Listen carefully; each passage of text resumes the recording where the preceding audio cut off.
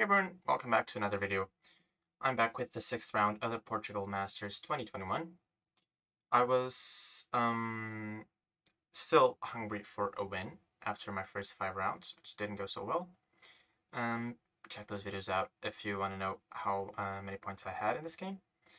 I was playing against Pedro Rego, a FIDE master from Portugal. Now, his ELO here is 2175. That doesn't quite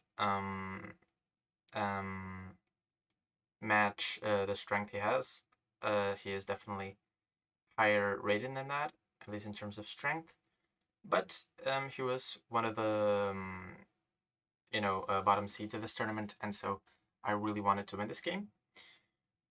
Unfortunately for me, I had the black pieces, and the opening really didn't favor my winning chances. Knight f3, knight f6, d4. And I thought, okay, e6, he might go for queen's gambit or something.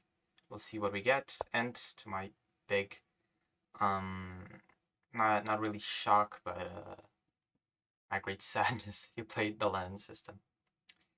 The London system, which, if you don't know, is known to be a very, very, very solid opening for white. And yeah, white hard for black to get a fighting position, which is more than everything what I wanted, just an unbalanced fighting position. Sometimes I would even take a worse position just to get an unbalanced game. But, okay, bishop b7, bishop d3, and I started inventing a little bit because, again, I didn't want to go for such trodden paths. I went knight h5, which surprisingly has been seen a couple times in Grandmaster games. The point is just to take this bishop. By the way, I should say usually the approach is with bishop e7, castles, and then either d5 or d6 or c5. Normal moves. Knight h5, first of all, disrespects an opening principle, which is you should move your piece twice in the opening because you're losing time. But okay, here there's a clear purpose. I want to take this bishop off. And if I manage to take it off, at least I would have a material imbalance of 2 bishops against 2 knights, and I could maybe try to do something with that.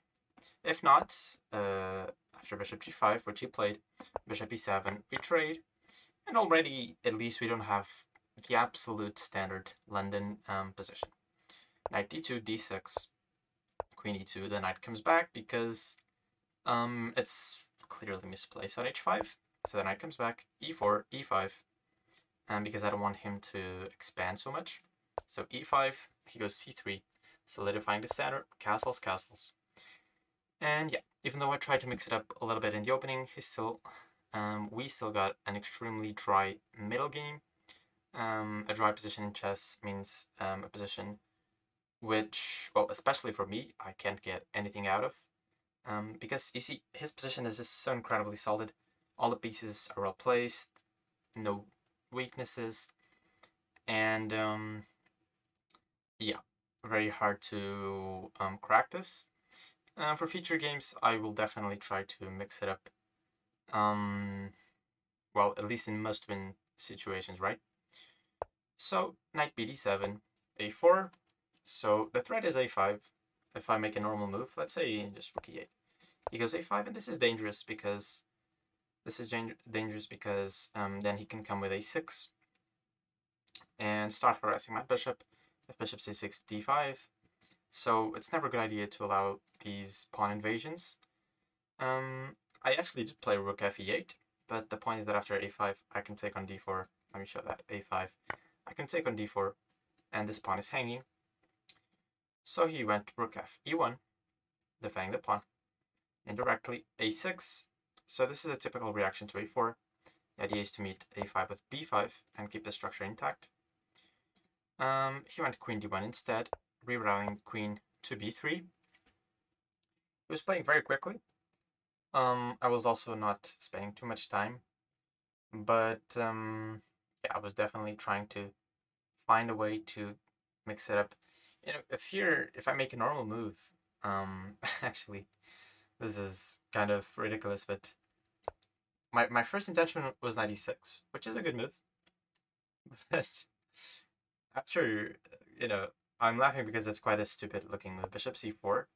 The reason why I say it's stupid, well, the move in itself, it's not so stupid, but the intention that I saw behind it is stupid. For example, after some move, rook a b8,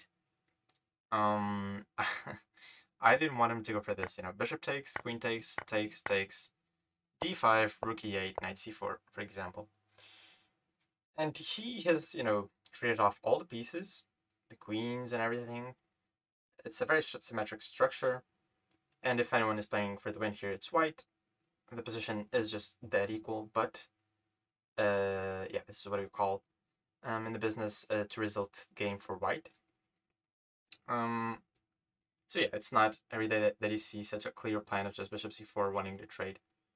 But I had a feeling my opponent would go for that, so I went for something a little bit obscure. E takes d4, c takes d4, so not such a normal way to play at all, because you're giving the opponent the setter, which is usually not something I do. But there was a very concrete point behind this, which is d5. d5. Now the point is after e5, which CompuBoy actually likes a lot, which surprised me. I thought this was just a clear mistake in the game. I suspect my opponent thought the same thing, because after knight d7, let's say rook c1, knight e6, I'm going, c5, c4, and the computer basically manages to fend off this expansion with bishop f5. And he claims, there's never a good way for you to go c5. And if the computer is right, which, he tends to be, then this is indeed a very good position for white.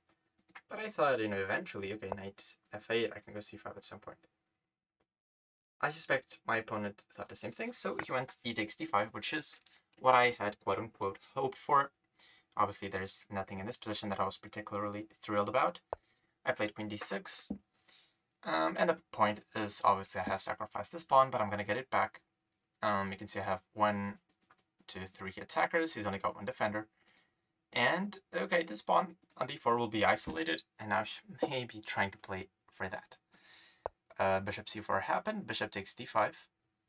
Funny enough, rook takes e1, excuse me, not rook e2, but rook takes e1 was the best move, because it's helpful not to have these rooks that, as we're going to see, they are going to be on the way of each other. So, okay, I played bishop takes d5, rook e5, which is a good move. Bishop takes c4, knight takes c4, and queen c6. So, what I had envisioned when I went for this series of trades in the center is that someday I'll be able to get a knight on d5. I actually wanted to trade queens here. And if I could get a knight on d5 and a rook on d8, then I'd have a very stable blockade and maybe gradually try to work around this pawn. But I couldn't quite get this grip on d5. So after knight e3, it's clear that I can't really control the d5 square. Here, I should have played just knight g6. And after take 6, we have, again, completely equal position, not to say drawn. But, yeah, an equal position. I blundered with rook takes c5. Now, why is this a blunder? That's why this game is actually so funny, yet so dramatic to me. I didn't even, remotely thought of what he was going to do here. Just a very, very beautiful move. Beautiful tactic. Queen takes f7 with check. When he started hovering his queen around this pawn, or his hand around this pawn to take it, at first I was like, what the heck are you doing, yeah? It's a beautiful move. I have to take, and he takes on e5, and then he takes my queen. So this is what we call an intermediate move, this queen takes f7. So it's drawing my king to f7, and then he, takes 2 in a row. And white is winning with this sequence. White is just winning. He's up a pawn, and descending, if you, as you may know, if you have a material advantage, in this case 1 pawn, the position tends to become more and more winning as you trade more pieces, especially the queens. And this is technically winning for white. Some work has still to be put in, but he sure delivered. I tried my best to hold on. The rest of the game, unfortunately, didn't have too much history. No, I tried what I could here and there, tried to make some blockades, but he played well. He just played well. And, sometimes you just have to congratulate your opponents when they play well. Some stuff happened here, but okay. Now I'll play this rook d6 move. Oh, actually, I forgot. Later on in this game, we're gonna have actually, well, I'm not gonna spoil anything. Knight g4 check, king g7, and he got a completely. I mean, he was already winning, but his position is becoming better and better. You see, my king here is completely tied up. Rook d5, check, rook b2, and here he blundered. He blundered with knight g4, which is a comprehensible blunder, but nevertheless, I would say a little bit of a weird move. I thought he would just play b3, and I was pretty much ready to pack my bag. Because you see, if I don't get this pawn, he'll take mine, and he'll have one passed pawn here, and also a majority here. My king is terribly placed, it's cut off. You never want to have your king cut off in endings. So I have to take this pawn at all costs. After b3, I cannot take it. Just lost. But he plays knight g4. Okay, I grab it, king c5, rook c2 check, king d5. And here, let's say I make a normal move, like b4. He's threatening knight f6, yeah? Knight f6, and the point is that this is unstoppable mate on h7. This is a very common sort of mating theme. The knight and the rook box the king out, and this is just unstoppable mate. Computer shows that I had knight c3 check here. Okay, what's the point? After king e6, I have knight e4. Very, very precise. Very precise. The point is that he can't get in. He can't get this checkmate threat because my knight covers it, and also he can't go knight f6 to threaten this mate because my knight covers it. So this knight somehow just holds the position together. And there's really not much I can do, you know. King b4, for example, coming back. Okay, I go b4. And then I give a check, and then I go knight e4. And there's all sorts of problems if he takes my pawn, like h5. And then I grab this one. And this is a draw. This is a draw. I'm not 100% sure it's a draw right when I play knight c3 check. But it very well might be. Very well might be. But I played king g8 because I couldn't see how to stop the mate. Knight f6 check came, king f8. He took a pawn, went back. Knight d7, went to e5. And now it's just a win because, well, this pawn is not even going anywhere.